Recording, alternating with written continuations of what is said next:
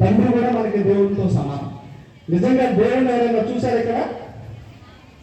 దేవుడిని ఎవరైనా చూసారు? మనం అందరం నమ్ముతున్నాం, నేను నమ్ముతాను, నాకు దేవుడు అంటే నమ్మకమే.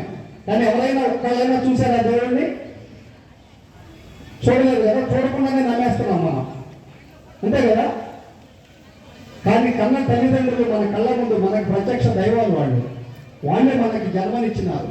సో అందుకనే వాళ్ళిద్దరిని దేవుడితో సమానం అన్నారు.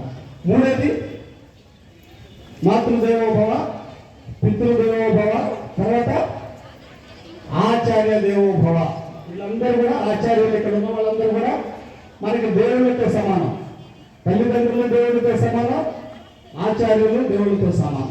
అందుకనే పెద్దల్ని గౌరవించాలి, తల్లిదండ్రుల్ని, అధ్యాపకుల్ని, గురువుల్ని, పెద్దల్ని అందరినీ గౌరవించాలి.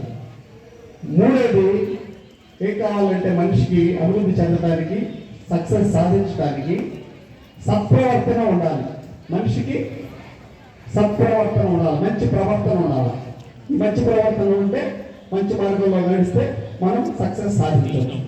అయితే ఆఖరికి నాలుగోది నేను చెప్పదలుచుకున్నది, ముఖ్యమైనది ఏంటంటే హార్డ్ వర్క్, శ్రమ చేయడం. మనం హార్డ్ వర్క్ చేయాలి, అప్పుడు సక్సెస్ సాధిస్తాం. ఈ 4 సూక్తులు: దైవభక్తి, తల్లిదండ్రి, అధ్యాపకులు, పెద్దల ఎడల గౌరవ అభిమానాలు, సత్ప్రవర్తన, శ్రమ, కష్టం, హార్డ్ వర్క్, స్వయం కృషి.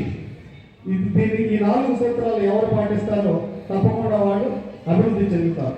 కాబట్టి మీరు ఈ తల్లిదండ్రుల సూచనలు పాటించండి. ఇంతకుముందు సీఏ గారు చెప్తున్నారు, తల్లిదండ్రులు మీరు కూడా ఇక్కడ ఉన్నారు, చాలా మంది తల్లిదండ్రులు ఉన్నారు. కాబట్టి పిల్లలతో ఎక్కువసేపు మాట్లాడండి.